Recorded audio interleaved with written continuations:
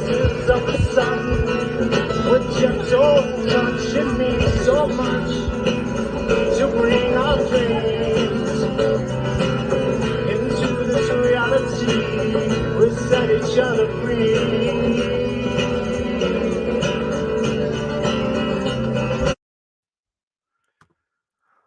Well, welcome everybody to another edition of the Eagle's Nest podcast. We are still filming live from the San Luis Valley, right here in southern Colorado, south of Crestone, south of Blanca Peak, south of the Great Sand Dunes, north of Taos, New Mexico.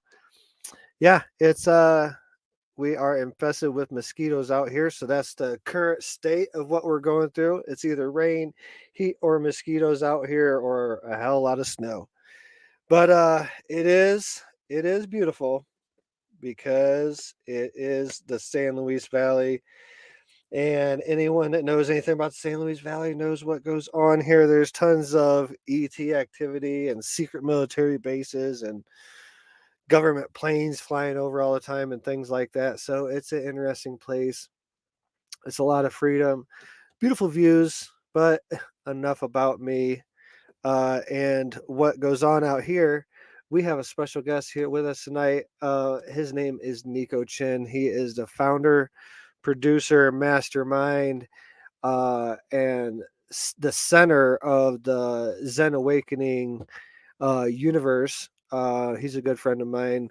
We've known each other since 2016. And I reached out to him. I asked him if I'd come speak at his festival a few years ago, and he said yes. And yeah, this will be my third appearance at one of his festivals. Can't wait to have him on. He's a mystic. He's had tons of experiences on in the paranormal and spiritual. And I'm gonna let him tell more about himself, but he's a good friend of mine. You're not gonna want to miss his stories. He's had tons of experiences at Shasta and other energy points around the world. So definitely, I believe he's even visited Egypt. You know, we love Egypt around here. So yeah, it's excited to have him on. But yeah, just giving you a few heads up on upcoming guests next week. I got Matthew Moraine. He is a professional psychic and intuitive healer. He's going to be coming on here. We're going to be coming in the same time, 7 p.m. Mountain Standard Time next Sunday. We're going to be live here again, same time that we always do, always on Sunday. But we're gonna be on the road. We're gonna be on the road to Wisconsin. We're gonna be we're gonna be in transit. So I'm gonna do a podcast. Yeah, wherever the wind takes me, I'm gonna take the microphone, headset, and the computer and everything, and with me. I'm gonna do one on the road in transit. Um, yeah, but we're going to be doing it with Matthew because me and Ella and is going to be on the way to Wisconsin to visit cosmictreeoflife.org. We're going to be serving medicine there in 2 weekends. So we're going to be serving ayahuasca back to back Friday and Saturday night. I believe the enrollment there is closed already, but you can visit cosmictreeoflife.org and you can possibly book future retreats that we're going to be serving medicine there, as well as our church. We do private retreats here, but we're going to be doing traditional ayahuasca, uh, drinking ayahuasca for 2 nights in a row. So yeah, that's exciting. That's coming up. Oh, and Zen Awakening Festival. But before Zen, I just booked at Star Knowledge Conference in Wagner, South Dakota. That's November 11th, 12th, and 13th. That's going to be open to the public. Again, that Star Knowledge Conference. It's got to be honoring Chief Golden Light Eagle. So he's the mastermind behind the Star Knowledge Conference, and many of you know he passed away recently. So it's kind of like a remembrance conference his family's putting on. So yeah, really looking forward to that. Really honored to be part of that conference, and Laura Eisenhower is going to be one of the attendees. So looking forward to hanging out with a friend I haven't seen in a while. So yeah, November 11th, 12th, 13th, Star Knowledge Conference, Wagner, South Dakota. You can check out links over at my Facebook page. I just shared some today. So if you go over to my personal Facebook page, Drew Banky on Facebook, you can check them out. And of course, Zen Awakening. I'm talking to the founder producer Niekko here in just a minute, but we're going to be there November 17th through 20th. So come check us out. Me and Ella's going to be there. We're going to have a booth selling books. Uh, yeah, if you have books in the Florida area, come get them signed and hang out and chill with us. It's gonna always look forward to the Zen Awakening festivals, no matter where they're if they're in Palmer Mountain or in Florida. Always looking forward to them. But without further ado, I'm gonna bring my brother Niekko in and have him talk more about his experience. Again, this is Niekko Chin, founder producer of Zen Awakening. Welcome to Eagles Nest Podcast, brother. How are you? Brother Drew, thank you. And it's an honor to be on the Eagles Nest podcast. We really look forward to this and sharing some information with your viewers and guests. It's an honor. Thank you. Right on. Well, it's an honor to have you on, brother. Like it's so this all started. I was just a veteran that just drank ayahuasca a few months before, and I heard of this festival coming. And we lived in Florida at the time. Heard of this festival as like Zen Awakening, and it's like, man, that sounds like something I should go like share my experience. Found found your email somehow or another, reached out, and you was like, yeah, come on. Found out you was a veteran as well, and you invited me to come speak. And yeah, I think there's like maybe one or two people there that I told my experience to, maybe one time, and that was about it. But just really just hung out, got to know you a little bit, and yeah, just become friends. And you keep inviting me back to these places, and we keep joining up to do these things. And it's a real honor to be your friend, man. Like, and Thank you. the the service that you do for the world to put this on, for the people maybe not in the eastern part of the United States, like you maybe not heard of Zen Awakening. Zen Awakening is a pretty big festival that happens around our Orlando area around September, October, November timeframe each year.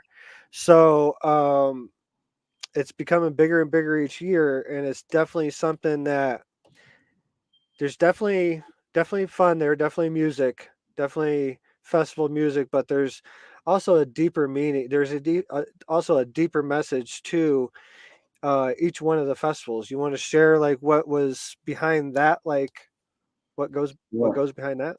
definitely. So I went through my own spiritual awakening, and over the years, because I was involved in entertainment, I would constantly run into kids who were having a hard time kind of translating what they were going through, their experiences, the dark night of the soul, the synchronicities, meeting people on the path. And a lot of them over a period of time would fall into the psychedelics and then they couldn't come out. They would get lost in that time. And one of the things we were trying to help them is with trying to find their way to their divine life purpose and soul mission. Why were they going through the awakening? Why were they having these experiences that were so profound that they couldn't comprehend or translate it? And so I saw a lot of kids that were needing guidance. And because I went through it back in 2001, right after 9/11, I felt that, this would be something that I can do to be in service to the community and to the planet. And that is why we created it. So I didn't even come up with a name. How Zen happened was I was on a spiritual quest in Shasta. Never knew about Shasta, was told to go there, meditate. As I was meditating, I had an out of body experience, and I was guided by spirit. It said, go back to Florida, because at the time I was already living in California, and help with the spiritual awakening in Florida. And if anybody knows me, that's the one state that I despise the most. I would never go back to Florida.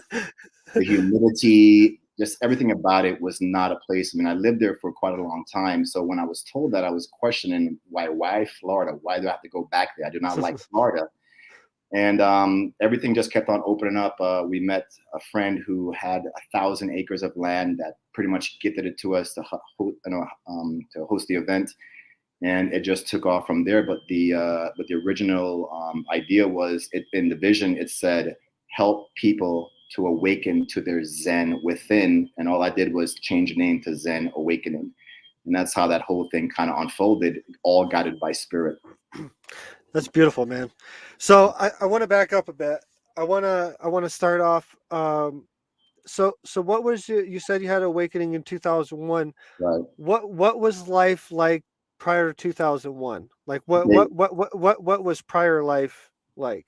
So as you know, I'm ex-military. I was a military police, and then got promoted to a nuclear, biological, and chemical warfare tracker. So it was basically an MP unit with a higher security clearance that we just escorted any kind of biological and nuclear weapons throughout the United States to disarmament bases and to the bases all around. So that's what I spent 6 years of my career doing. And coming out of that after college, I went to school for engineering. I didn't like that for 2 years. So I went into entertainment, and I was in entertainment for a very long time. So I was a producer, producing events, mostly corporate and celebrity events. And then I was living already in Florida at the time, but still traveling back and forth to New York. And then 9/11 happened. And I saw things that no one else was seeing because of my experience in the military. So for example, when the Twin Towers came down, I was in Florida at the time driving, and automatically I knew that this was not terrorist. And there was just so many different points that I can get into later on that made me aware that this was not a terrorist attack. And basically, it kind of shattered my whole belief of this system that I was a part of. I was very patriotic. My son served in Iraq. He's a veteran too, as well. So it just was all these things that were telling me that my whole, reality was falling apart. Like, this was a country that I defended, that I served in the military, and that I thought was, would never do something like this. And at the time, I lost a lot of friends because a lot of my friends were ex-military too, and like, oh, you're not being patriotic, you're not standing by your country, you're saying all these things that are just, a conspiracy. And then, but so I lost a lot of friends during that time. I can relate. I can definitely relate, man. And you know, it seems like our experiences, vibrations attract the same vibration. Right.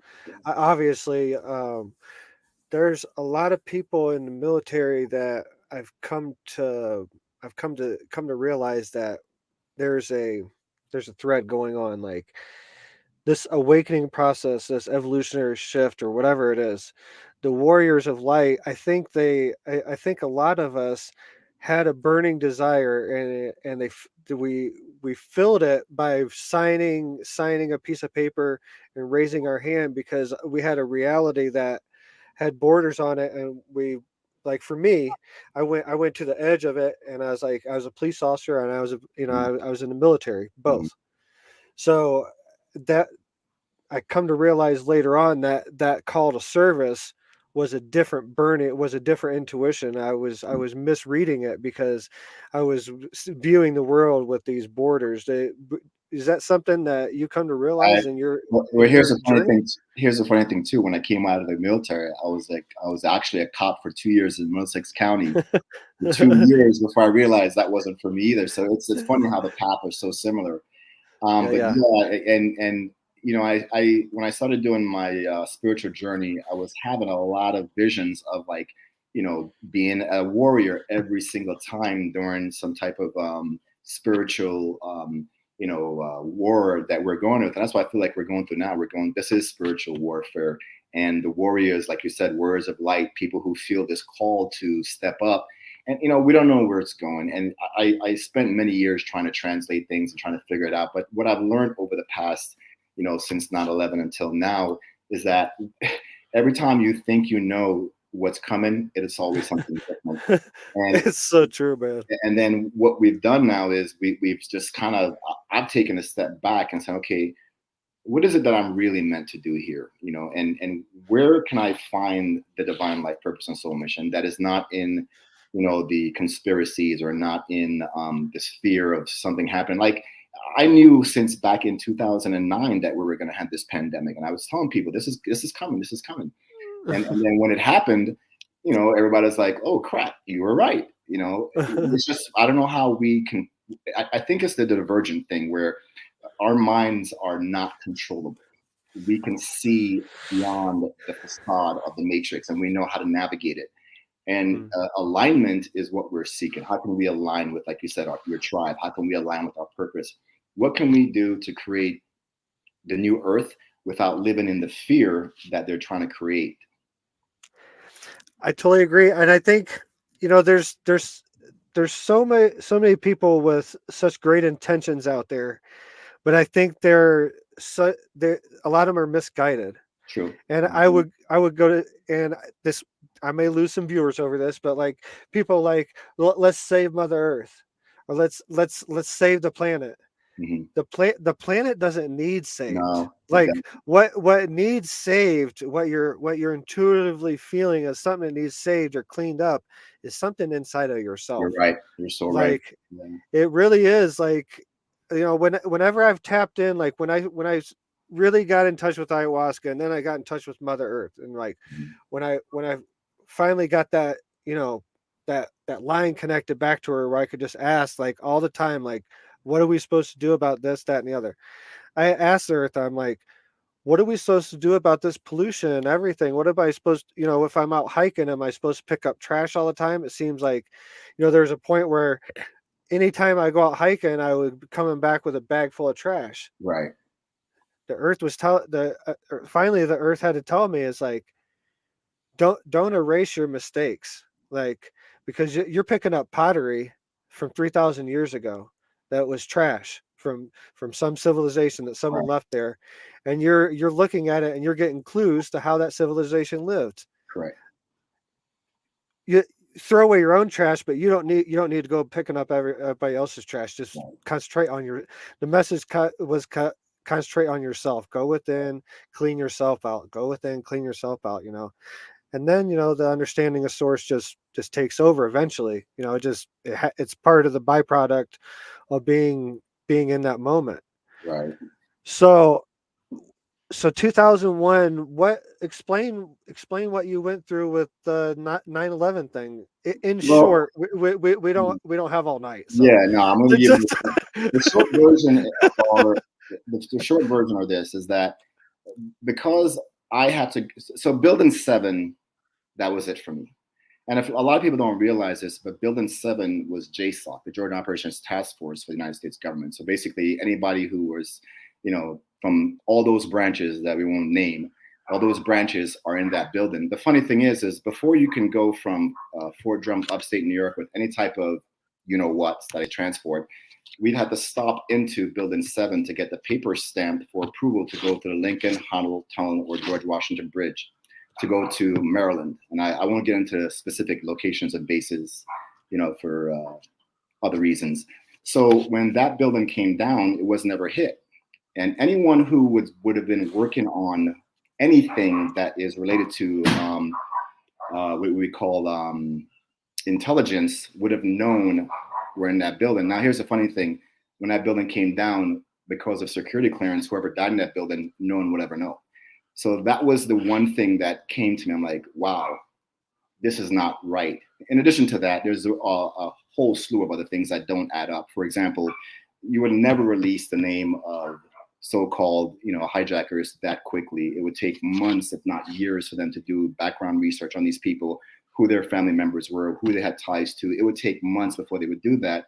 And that's just a standard protocol. And that was also something that brought attention. And it was just, I can tell you, it was one thing after another that made me realize something is not right. And everyone that I've known in all those branches too were calling me, saying the same thing too. This is not what they're saying it is. And then in that despair, in that illusion breaking experience, is where the veil was lifted from my eyes, so I can see what was really going on in the world. And it was disheartening because, as a veteran, how much love we put into defending this nation and standing behind the Constitution and standing behind the government that is supposed to protect people here. And, it's unfortunate that, we live in a time where that is happening. Yeah, I've actually been I'm rubbing my, and you can see my tattoo right now, but this has been this is a conversation I go over a lot, and I guess this is the reason why I have the tattoo, is to bring up this conversation. I was indoctrinated enough to not only tattoo a piece of fabric on my arm, a symbol that I see as a symbol of mind control at this point, but the flag, it's a mind control thing that now that we're starting, Congress has finally come out after 50 years and said that there's UFOs. We've known about them, and now we're these are the secret programs we've been doing. We've been playing with mind control for a long time, since the 40s and 50s. We know about mind control, we know about consciousness, and so that tells me they know deeper about the matrix, how it Right, works, right. and they Well, know that think that about they this. they, Think about they this. know they know if they have someone raising their hand and Yep. saying I pledge allegiance to the flag of the United States of America. They say that over and over again. Right. Now we see the result of it. We see rabid animals driving around in jacked up Ford pickups Right. with with a 40-foot flag hanging out the back of the truck, Yeah. saying that they will kill anyone that says anything wrong about that flag. That and meanwhile, you have homeless veterans, you have veterans committing suicide in the parking lots of VA. These are things that um, I love having veterans on, because I want to point this. This is a thing that needs to be pointed out. Like, Right. Yeah.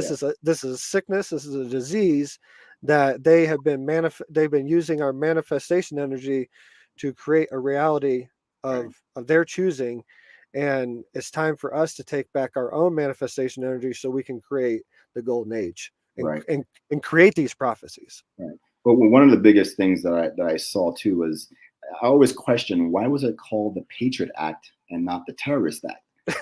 Because it was always intended to go after patriots. It was never intended to go after terrorists. So, at some, I tell people this, that whatever this organization is that is doing what it's doing on this planet, it plans thousands of years in advance.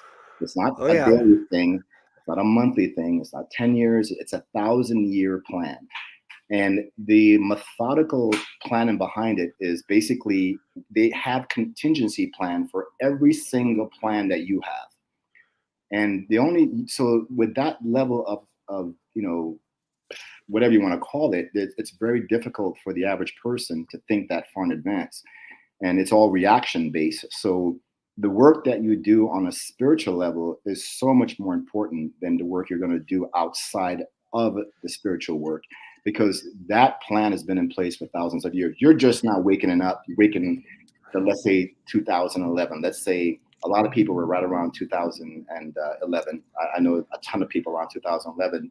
So just think about that. You've been at this for what, 10 years? They've been at this for thousands of years. This is not something new. They knew about the awakening, they knew about the shifting consciousness. Uh-huh. So if you're focusing your attention on trying to defeat or trying to win something on that level, that's still the material world. The spiritual world is where the work is done. Consciousness isn't affected by the same level here. You have to raise that consciousness and that vibration in order to make any changes, because you can't see what's happening if you're still here thinking, oh, this is my enemy. My enemy is this system, this government. But the real enemy is within the self, and you heal that first. You work through all the traumas and wounds, and then enlightenment. And well, I want to say the word enlightenment, but intuition and awareness and all your faculties that are compressed down from all the years of, like you said, program, and all the years of eating the wrong foods and listening to the wrong music, and going with outside of yourself instead of going inside yourself first to find the truth. And it took me a long time to get there, brother. Like, it took me on the path 11 years straight, slumming it, like traveling, backpacking, sacred sites, before I got to a point where I realized that. Just searching. Yep. Just searching. And all that time you was searching within yourself and didn't know it. Yeah, definitely. I mean, I went down Yeah. a conspiracy path. I went down the whole, you name it, and then Yeah. finally, when you come out of that, you really find out what the true meaning of awakening is. And it's awakening within yourself. And that's when spirit starts talking to you, like, from experience. And that's when the guidance starts coming in, the intuition starts coming in. Mm. So your travels led you to Egypt. Many Is that times. Many, That's many correct? times. Yeah. Many times. So this is a subject that almost every guest that comes on has either been to Egypt, or they've been to Egypt one way or the other, whether it be in dream space, or past life regression or physically, and then had extreme situation. But so I asked the people that's uh, like 95% been that has some connection to Egypt. Why do you think Egypt is a pivot point in this ascension process? So from my personal experience, I was finally unable, so I never did any type of drugs. I've done ayahuasca, I've done combo, so those are the three main, medicine I've done. So when I got to Egypt, I did so I'm a Rosicrucian, so we have different systems of belief and different systems of initiation, and Egypt is a very important part of that. And so while I'm laying down on the floor in Luxor, Egypt, doing a chant, doing a meditation, we call it the shakes. It's a part of spiritual awakening, and it's really a difficult time for you. And some people call it Kundalini awakening. But the shakes is basically your pineal gland is vibrating so fast that it feels like someone's taking your head and just shaking you really fast like this, and you're literally stuck. You can't move. It's almost like sleep paralysis while you're awake. And Egypt is a throat chakra. So basically everything here is being activated, but also too, I mean, you're getting so much stuff coming in from doing your meditations there that it just totally breaks the veil. So I was able to see what was above the clouds, the sky. I saw the grid. It basically is a bunch of circles with lines connecting all around you. And when you can see that without any medicine, just through meditation, that is the most powerful experience you can have, where the veil is finally lifted and you can see what is beyond this reality and what you're really a part of. And when you see that, it's like the miracle of seeing beyond the veil. And the shakes is another, the counterpart of that is, it's basically, there's this vibration. And I had that experience in Cairo too, meditating there, where it's, you get unlocked. You're going to get unlocked. Something's going to happen to you where you can't explain it, and when you try to explain to people, they don't understand. I've met maybe 3 or 4 people. I've been to Uluru, Australia, which is the sacral chakra of the earth too, and at Ayers Rock, and I've meditated there, and I've had experience there. And I met another guy who went through the shake experience in Uluru. So for some reason, the point that these places on the earth that we've drawn to, earth chakra points, Sedona, Crestone, Colorado is one of those cities also too. There's a lot of powerful energy. I've been there as well. And what I tell people is that if you're being called to some place, go there, because that's a part of your journey that's going to help you unlock whatever memory, whatever experiences, whatever, it's like I tell people, we're like bees pollinating consciousness all around the planet. As you go to Florida, as you go to Wisconsin and South Dakota, your presence, your knowledge, your vibration is unlocking something within that location, and it's also unlocking something within you. And then in return, you're going to tell somebody, hey, I went here, this happened to me. And that's going to open up their, curiosity, because they had a vision about it to go there. And that keeps on happening as I was traveling for 11 years. I'm constantly meeting people telling me about certain points that they've had experience with and I've gone to those locations and had same type of experience. So if you do have this, pull to go somewhere, go experience it, because it will unlock you. And I tell a lot of people this too, is that everything is done in a time-coded way. You can't rush the process. So because whatever this plan is that we're all a part of, it's done in a way where you can't mess it up if you just allow spirit to guide you. Because if you try to rush the process, you will not end up where you're meant to be. But if you trust spirit to guide you there, and there's another great point, when you allow spirit to guide your work 100% and not your ego, then you will not contaminate your journey or the students you're working with. So the contamination becomes when we want to, force our own spiritual experience on other people instead of guiding them, saying, hey, this happened to me here, but if you feel called, go there.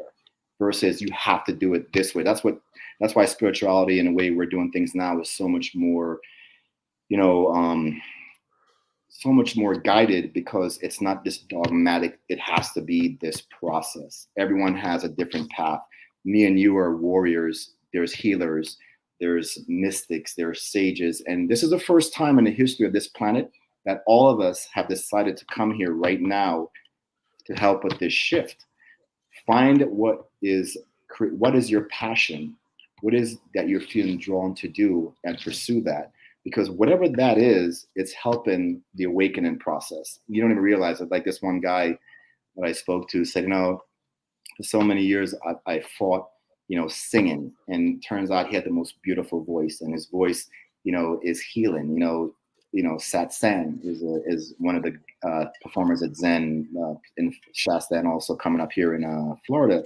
And one of his songs, "I Am," helped me at a certain point in my life.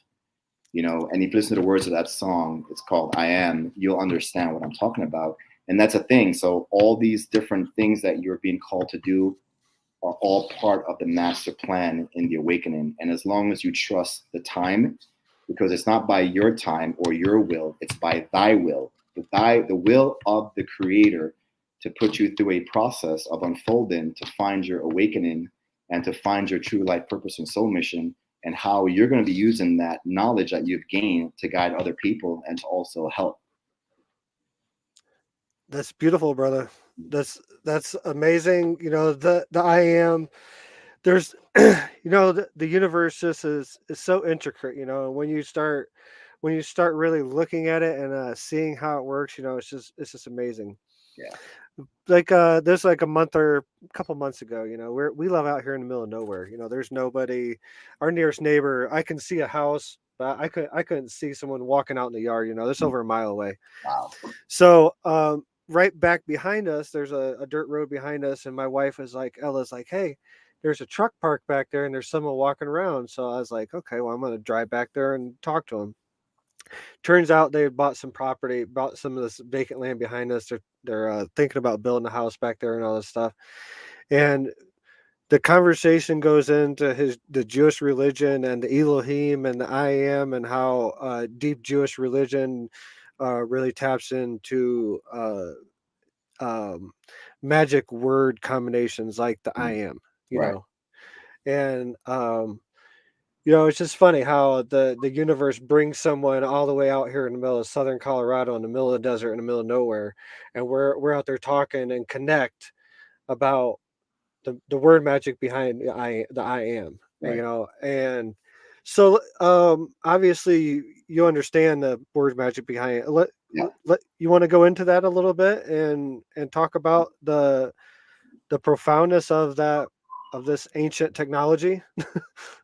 So I can only describe it in what's been working for me is manifestation of things that, I want to experience is based on, as first is your thoughts, and then the words, and then also is the words are the affirmation, and then the affirmation will lead to the manifestation of what you want. So most people in this world, they're not really seeking enlightenment. They're seeking the manifestation of things. That's the truth of it. Because if you ask someone, do I want to be enlightened, or do I want to have certain things in my life? The first thing they're going to say, I want to manifest this. I want to manifest this. I want to manifest this. They're not seeking enlightenment. They're seeking a manifestation of things. So the one of the ways of, seeing the miracles of words, thoughts, and actions are proven manifestation exists. And how can we manifest it? How can we manifest this reality that we want? So I'll tell you a quick story. I had a vision to go on a trip with 5 friends, and we decided that nothing we do on that trip is going to be based on our efforts. It's going to be totally trusting the will. And we wanted to do it together so we can prove to each other that this actually works. Anyway, we left Orlando. We got as far as the Tallahassee. We ran out of gas. So yeah, we had the means to go to a gas station and buy gas if we needed it. But we said, no, let's trust this manifestation. We're going to get gas. And as I'm walking, not even a mile down I-10, a little bit past Tallahassee, this guy is walking towards me with a can of gas. And at that point, I'm speechless. I can't even say anything. He hands that gas can to me.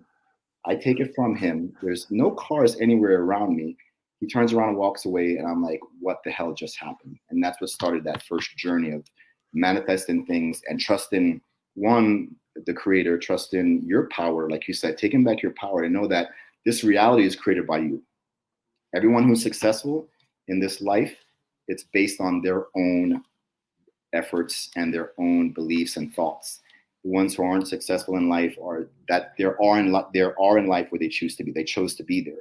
So when you tap into the power of manifestation, it's like that first step in understanding how this awakening process is working. I can manifest this reality based on what I think, what I feel, what I believe, and mastering certain emotions and certain thought patterns and certain behaviors, is that first step.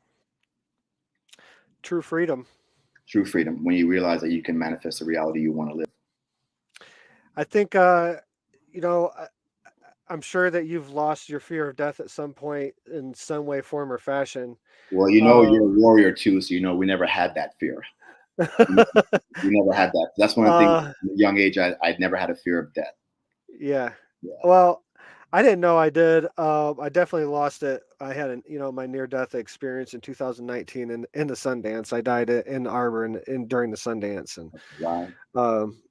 definitely understood that I can't die, and we don't die. You know that. Yeah. And that's definitely was an eye-opening experience for me, and definitely a freeing experience. Mhm. And I think that's, you talked about people want to manifest things, but I think, I think they want freedom. I think the ultimate thing, they want freedom.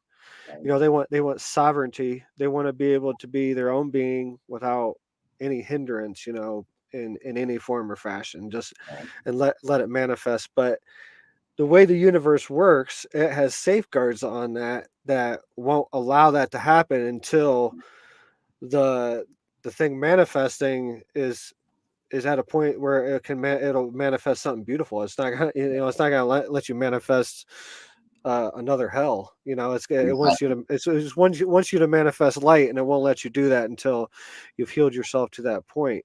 Correct. It's the journey's interesting, man. So you've had several experience. I know you had experiences at Shasta. Yeah. I've had as well. Um, Shasta is what I tell you what it. That's the first place you need to go, because that's the mother energy. That's the root chakra, and that's where reality will totally change for you, because you'll see so many things there. Drew, I mean, I can tell you, I've been going there for so many years now. And every year, Drew, last year, I went there with a group. I go there every year with a group of about 10, 20 people. Last year, they closed the mountain off for some reason because of COVID. It was blocked off. We end up going up there anyway. And at first I was like, why is this happening? Why, like, we can't get to these locations we normally go to? And it was just so strange to me that they closed it off because of COVID. So, me, I'm a rebel. So, we went up the mountain anyway. We found back ways in. And it came to me that as I was walking down that mountain, me and maybe 6 or, I don't know, 10 people, we were the only ones up there walking down the mountain by ourselves with no one else around. That has never happened before. And that will never happen again unless they close that mountain off. And I'm with these, and we're all just thinking to ourselves, how amazing is this that we're walking down this really busy mountain in August by ourselves, experiencing it alone. And Spirit was telling me, kings of queens of old, warriors and guardians of old, the road has been paved for you and only you to walk this path. And in that experience alone, as simple as it is, it was the most profound and beautiful experience that I've had up there, because it will never happen again. And it's those moments that you have to cherish. You have to say, wow, there's amazing things are happening because you're following Spirit. You're following your guidance system, that internal guidance system, which is Source, which is your higher self, which is the Creator communicating to you. And a lot of Christians that I talk to, and there's a lot of, we'll get into that whole another time, but you don't have to believe in someone to gain access to the Creator. mhm. That's a prophet. That was someone who was trying to teach something. But the manipulation started when they're telling you, I have to believe in this person to achieve a connection to Source. No. Yeah, that's a tricky thing about this time that we're in. Mhm. Like, we're in a time that really has never happened before, so we don't know exactly what this template's supposed to look like. Correct. We're creating the template as we go. Correct. But there's so many people that has had spiritual awakenings through the Bible, Correct. through all these different, these other 26, there's 26 different indigenous prophecies plus that's being that's manifesting in the current Oh reality at yeah, this moment. 100%. um Almost all spiritual texts and books, if you take a step back and listen to the message, they're all Yep, manifesting in the reality right now. you're right. So 100%. you have so many different factions that say, okay, no, this is the road, this is the only road, but they don't understand that they're connecting to this major city that has a bunch of highways coming into it, Definitely, yeah, you know, and that but that's the point we're at. We have to release that, but how do we release that dogma, and well, how do one of the things that was told to me when I was given my mission, my message, I was given a set of rules. I won't share them all because some of them are personal, but right, one of the rules was, uh, do not become a deity. correct, If you become a deity, you would derail the whole process. correct, So they're like, there's going to be people that's going to want to deify you in the future, but it's the message that they want to deify, and let them take the message, take it inside, and deify it inside themselves. right, And that's what was told to me. So that's the mandate I have to work on, and I'm sure yeah, everyone that's got that message has had a similar set of guidelines to right. that. One of the things that's really great about all religions is that they all have a piece of the puzzle. And if you study them all, which I do, I studied all of them. Christianity, I was a Christian for many years. I was a Buddhist for many years. I was a Santero for many years. So I've been a part of a lot of different belief systems, and they all have profound messages that we were meant to learn. We were meant to just be a part of one, you know, dogmatic, system of religion. We're meant to learn everything so we can come to our own conclusion and understanding about what what our purpose is on this planet. And I think when you take away the titles of I'm a this, I'm a that, and you go deeper within the teachings, you'll really get a chance to understand like why, Yahshua was so powerful in his words, and how Buddha and even Muhammad, they all had really powerful messages that were pretty much speaking the same language and saying the same thing. So you're a scholar of the religions, and I like to present you with this question. I asked this.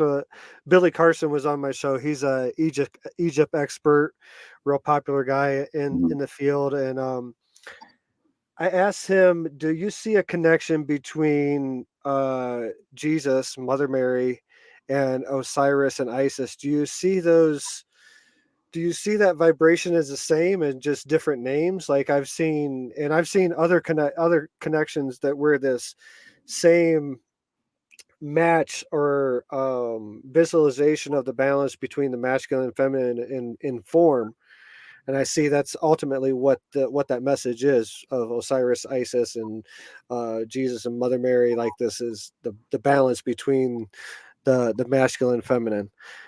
Do you see any connection like that, like from Well, when you look back on things? we have to go back a little further. You have to go back to the very first mystery school, right? The very first mystery school was the Assyrian mystery school, and they taught through play. So they would reenact these, ancient folklores of mysticism and ancient text through, play, and that's how they would communicate from one generation to another. Shortly after that, Tutmos III, he is the great grandfather of Akhenaten. He created the very first mystery school in Egypt. And that's where a lot of your scholars, such as Plato and all the other ones that would go to Egypt, Socrates and all those guys, they got their information from those schools.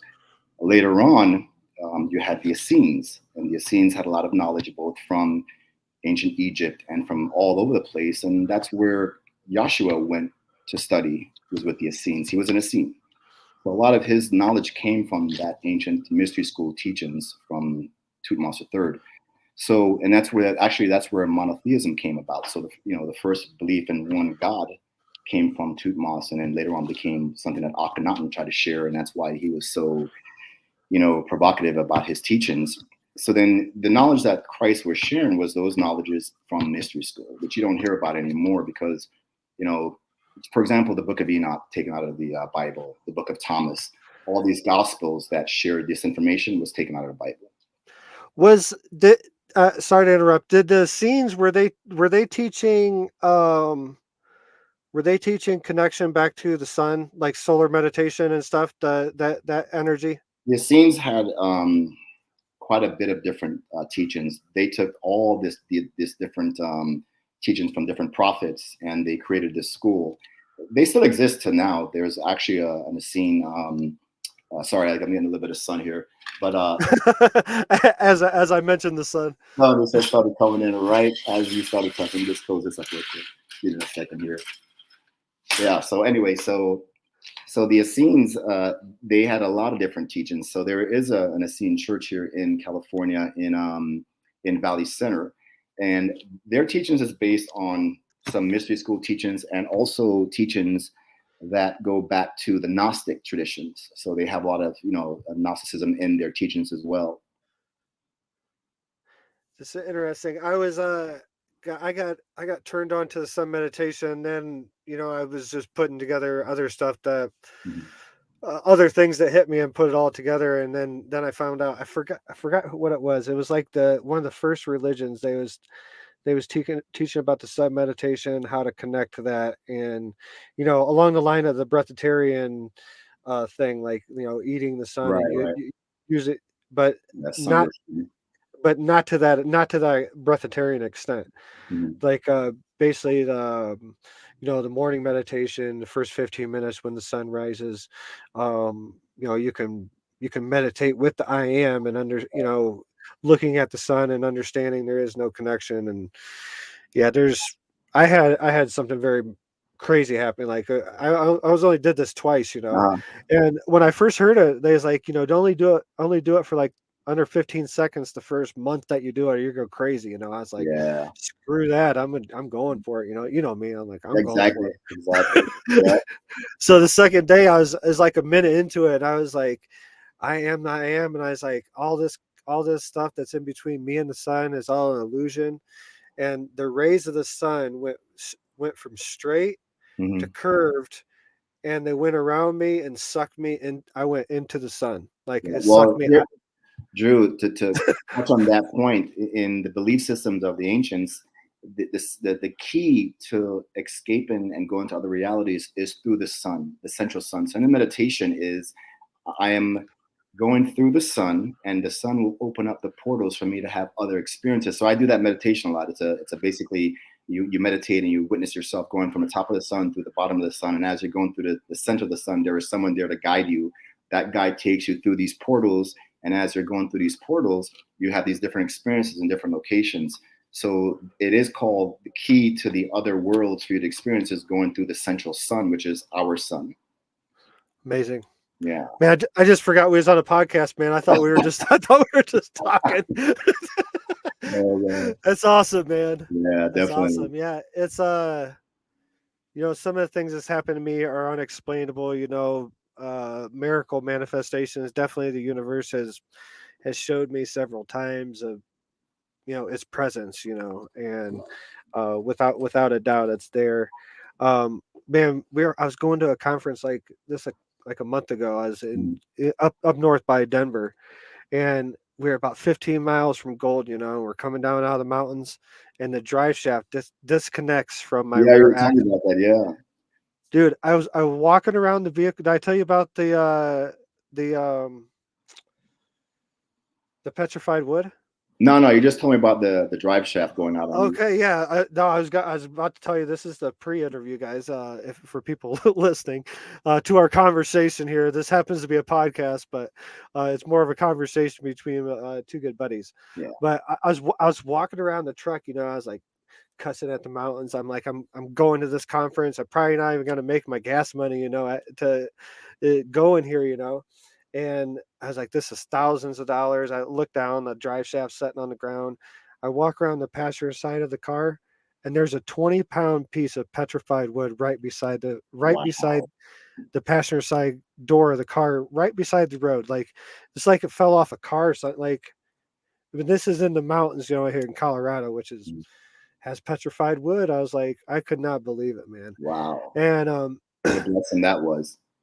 yeah, so I was like, okay, are we going back home or going to the conference? I was like, well, I'm closer to the conference than I am home, so I might as well go there. I gotta get the truck fixed anyways. There's no services out here where I live like that. Right. So I went to the conference. Only a couple people showed up, and it took a couple days to get the truck fixed. So we was in a hotel. We were in Golden. We had to get Ubers around. So I'm bummed again. I'm like, okay, what is this message? I sold one book, maybe one T-shirt.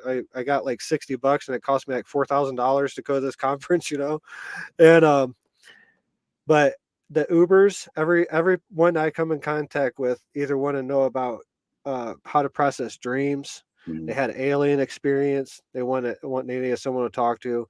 They want to know about ayahuasca. There was a lot of people want to know about ayahuasca. So it's like I encountered like 15 people that I had deep personal conversation, one-on-one conversations with, in a 5-minute Uber ride, Mhm. or I got my hair trimmed, at one time, and was talking to a lady, and she was like, uh, I she's like, "What do you do?" I'm like, "I'm an author, about spirituality." And she's like, "I astral travel." I was like, "Oh, okay." Like, Oh, that's a good one. is it was just amazing. And this like a 65-year-old woman. I was kind of scared to even tell her what I wrote books about. Mhm. As this some people, I just kind of get the feeling I Yeah. shouldn't even Yeah. say anything about it. But it's just I've come to find out that I'm here to speak my truth. Like, Yeah. this is what I'm here to do, and that's why I speak freely. I don't I about whatever happens to me, and that's why I share my experiences and visions and all that stuff, because they're not mine. I don't own them. Right. And if other people can get any piece of truth bombs or anything out of my experiences, like, so be it, have it. But ultimate goal is to have your own experiences, Right. have your own mystical experiences, because that's when it's really going to hit, and you're going to have to start processing reality in a different way. It's one of the biggest challenge along the spiritual awakening path is translating your visions, because you're getting so many downloads, you're getting so many pulls in different directions, and that's one of the processes that you have to work on a lot, is translating the visions that you're getting, because if you can't translate them, you don't have clarity. You don't have the processing power to realize what these visions are. So that's why the meditation, that's why the reading, that's why time in nature, that's why doing your chanting and your oming, all those things create this vibration around you. Your awareness needs to be heightened. How can you heighten your awareness if you're distracted by the outside world? And that's why people like yourself and the other one, everyone else going through the spiritual awakening, are trying to seek out nature, seclusion. You know, um, Solitude is the teacher, but silence is the lesson. And when you're silent, you can understand these voices within, these visions that you're getting. And then those visions are your guide, your signpost along your spiritual path of what you should be doing and where you should be going and why not you.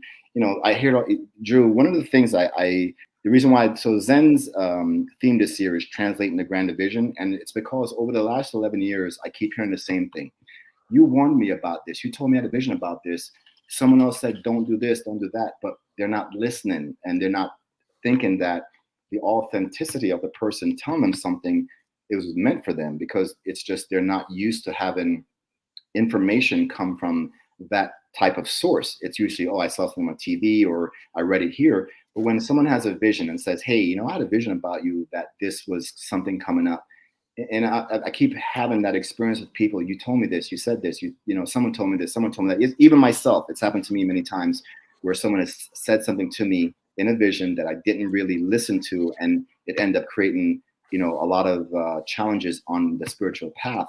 So I think a lot of people now should be working on, how do I translate the vision? How do I translate the voices in my head? How do I translate the intuitions or the synchronicities that I'm seeing along the path? 333, 222, 555. Someone said this, a location. That's where we got to spend a lot of our time right now, is how to translate what we're feeling, seeing, and experiencing, to get us, a lot faster to where we need to be, versus, just trying to, just push through it, enforcing things. The new language the literally the new language that you have to learn, that you have to that's we're cultivating a new language, We are. and ultimately, if some of us are remembering the original language, the telepathic language Right.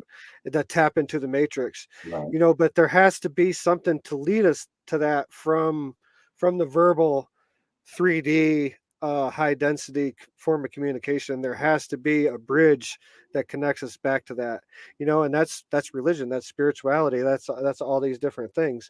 But there's a time to let them go as well. Right. I hear I got a I got a viral post on Instagram right now, and the comment section is just going crazy in it. And it's Sadi Guru, and he's talking about how we enter this life with nothing and leave with nothing. Right.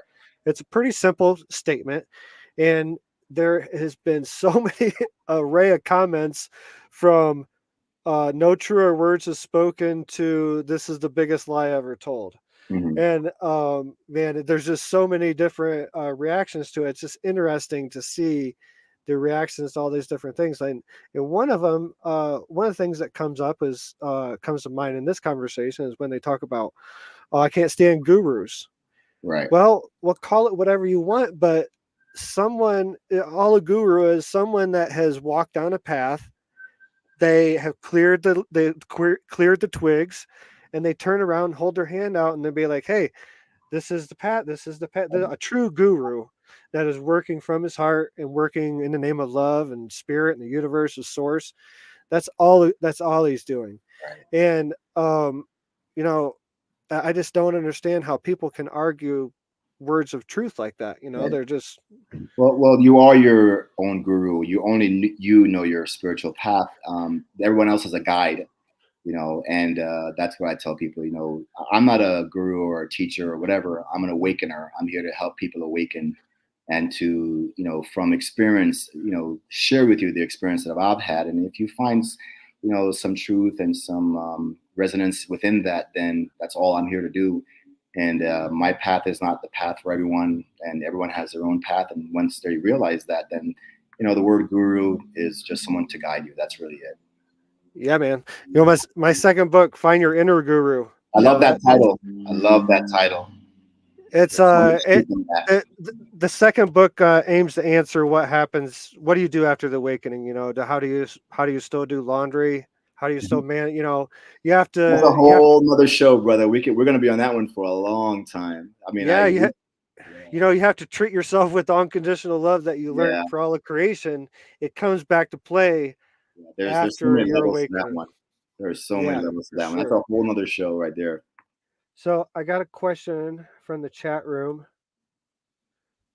So, Nico, I was wondering how you came about meeting Chief Black Fox and his contribution to the Zen Festival. Thank you so much. Wow, Chief. I met Chief at the Eclipse Gathering back in 2017 in Oregon, and I was amongst that camp with a lot of the natives there, and he wanted to come to Zen in 2017, and he's been coming every year since, doing songs and sharing his experiences. It's beautiful. Yeah, I got to know Chief a lot better on Palomar Mountain. That was Yeah, it was good to get him. yeah. That was an interesting conference up there. Mr. Babylon, one of the many interesting Yeah. experiences. Yeah, we went from getting snowed in Shasta in September, Yep, and then almost free. Man, it was cold up on it Palomar was Mountain. cold.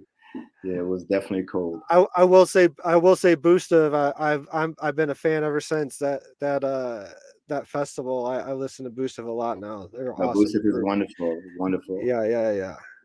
Well, So looking forward to having you there. I'm so glad I was able to get on the Eagles Nest podcast finally.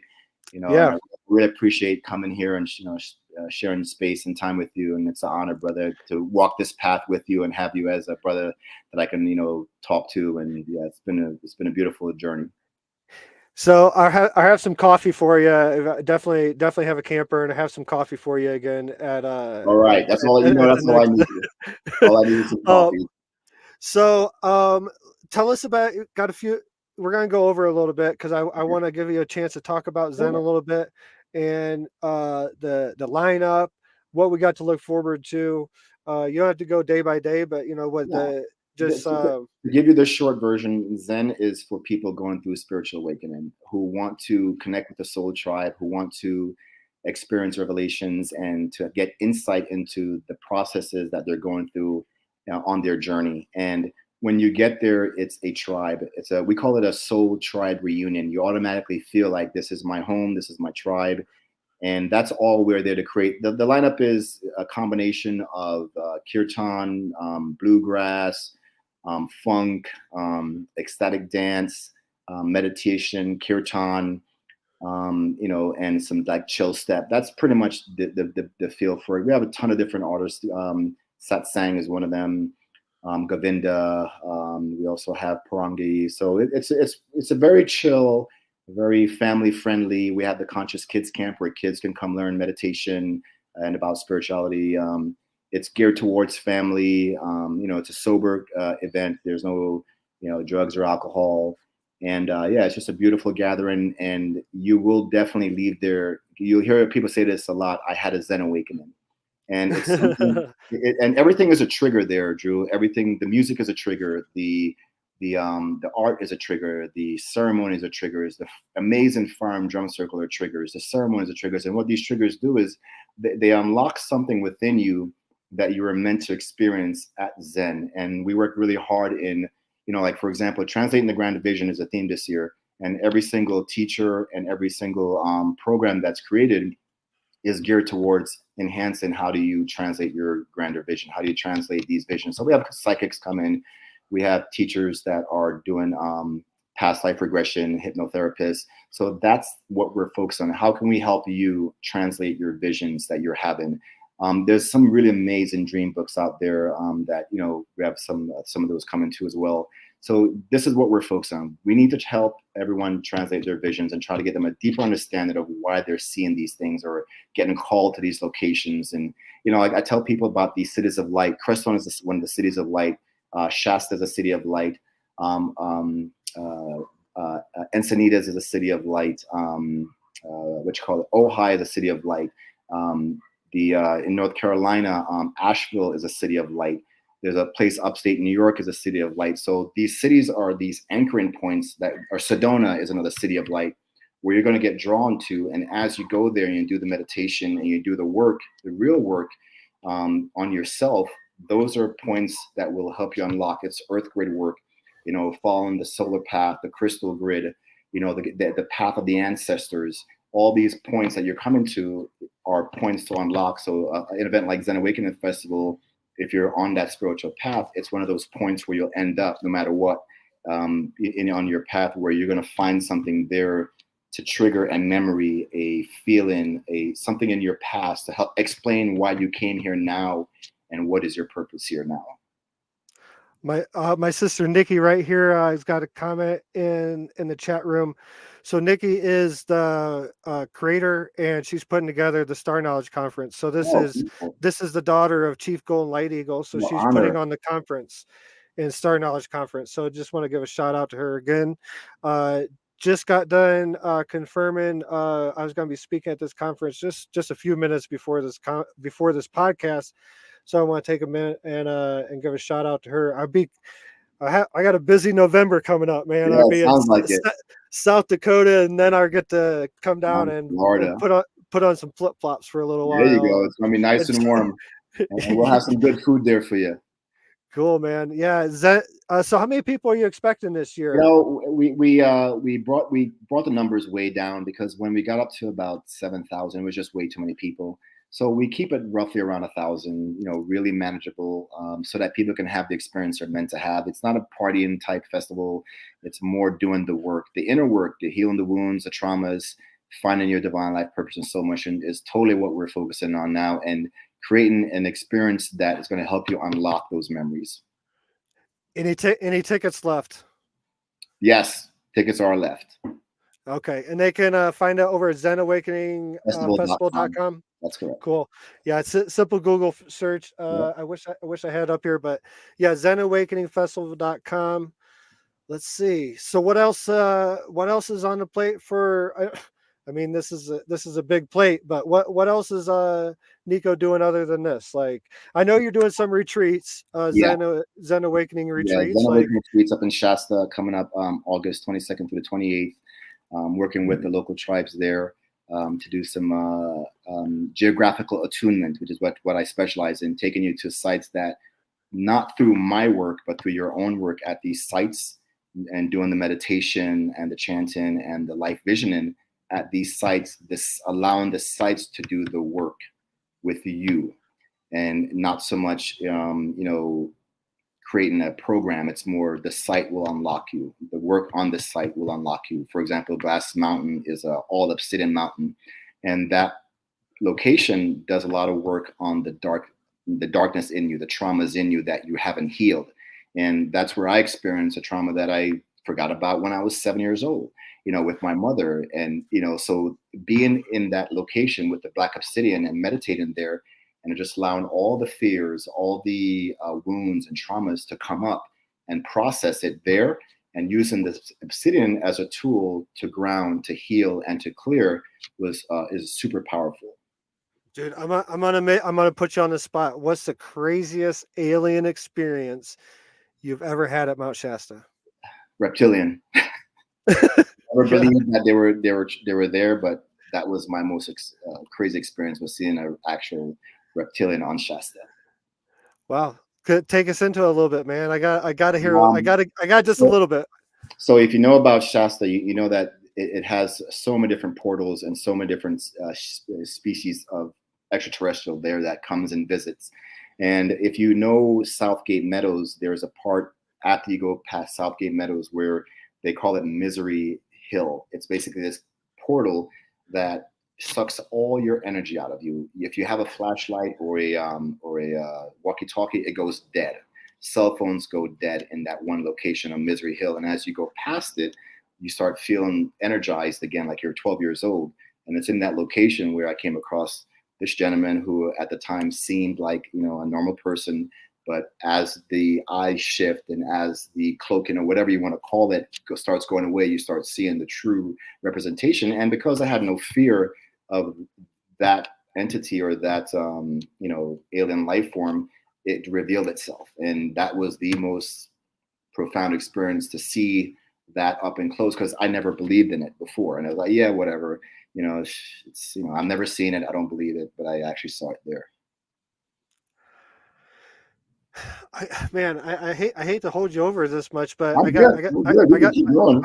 I got so many questions. So, uh, this is something that I have a hard time processing. Like, I believe alien species are a higher vibrational form of us. Mhm. Like, is that a true statement? All aliens are higher vibrational form, I or there's low I can't vibrational aliens? I can't say for sure higher. I had no fear of it. It had no fear of me. But if you look on the walls of the temples in Egypt, you will see reptilians carved Yeah, on yeah, the yeah, wall. So yeah. they've been here a long time. And and Yeah, and what the purpose is, and are they malevolent or benevolent? I don't know. It posed no threat to me, and I had no fear of it, and it would reveal itself. And I guess if you have no fear of something, it will reveal itself to you. And then I think that's one of the biggest challenges that we have. We're so conditioned to believe that these, from all the movies that they keep pumping into our mind, that we're supposed to be in fear of this and that. It's probably when you overcome the fear of yourself, your own darkness, and you see the beauty of the world you're living in, and you're experiencing life not from a fear base, but from everything is beautiful and everything is lovely. And then when you're walking that path, these entities or these beings or these extraterrestrials, they will reveal themselves to you because you have no fear of them and they have no fear of you. And when you're presenting that fear to them, then what's it going to do? They're going to have that. It's like an animal. If you walk up to a bear or whatever and you're running and you're in fear, what's that bear going to do? It's going to come at you too. So when you're at peace, and I think that's one of the things. How do I find grace and peace within myself? How do I find a place where I can live in peace on a daily basis and not be in fear or judgment or expectations, and just walk a path of grace. And once you walk that path of grace, you'll start experiencing things that most people won't. I feel that, it's I also feel that, man, I lost my thought for a second. But the way I understand it, this the ET um is our future selves, and Mhm. when we're reaching a point now where we're, as humanity, as a collective, we're stepping through this threshold into what would some consider a lot alien. I mean, even I mean, if you talk to someone 100 years ago and show them that we have cell phones that we can talk anywhere around the world, Right. like, we would be considered alien to someone Correct. 100 years ago. And if you put that same timeline, if the timeline is not constricted to a linear timeline, and we add on 2 trillion years or 2 million years to our species, what would our species look 2 million Right. or 2 trillion years from now, or whatever? It could look a multitude of different ways. Even the things that are reptiles on this planet now as animals could, a trillion years from now, could evolve into a species that could stand up and talk to you face to face. Where Yeah. I have Yeah, I have a theory. I have a theory that's probably what's happening. But honestly, if you look at the construction of the matrix and how it's constructed, whatever we're looking at and experiencing is just a reflection of something going on inside ourselves anyways. correct. It's Correct. all I illusion. mean, when I saw the carvings on the walls in Egypt of reptilians, that right there, and you can go a lot of different places in the world. If you've been to a lot of these sacred sites, you'll see reptilians carved into the walls.